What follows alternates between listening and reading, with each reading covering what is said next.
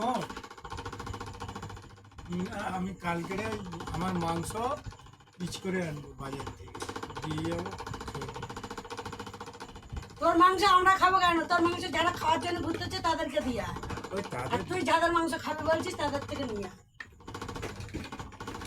আমরা তো তোর মাংস খাওয়ার জন্য বেড়াইনি।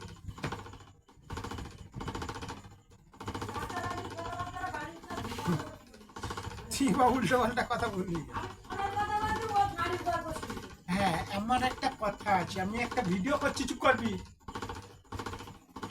বলছি আপনাদের যদি বলা হয় যে আপনাদেরকে সারাদিন আপনাকে উড়ে উড়ে বেড়াতে দেওয়া হবে, বা আপনাকে সারাদিন প্লেনে করে ঘোরানো হবে, তার বিনিময়ে আপনার কিছু নেওয়া হবে, তাহলে কি আপনি রাজি হবেন?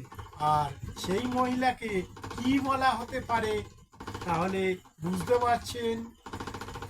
কারণ এখন এক বস্তা তুলো কেউ ফ্রিতে বয় না।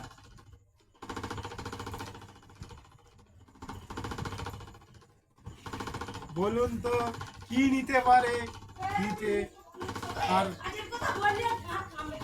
আর তাকে কি বলা হয়? আমি কি ভুল কথা বলেছি?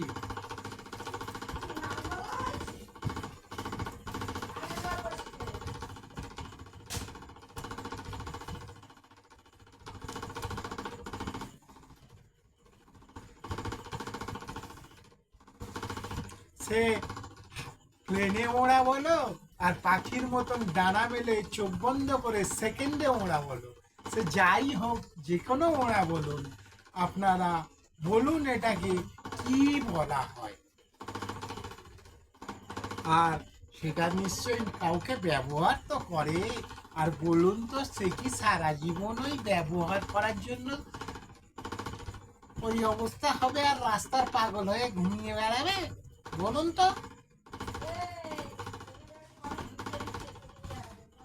अल्लाह के नाम पे कुछ दे दे बाबा।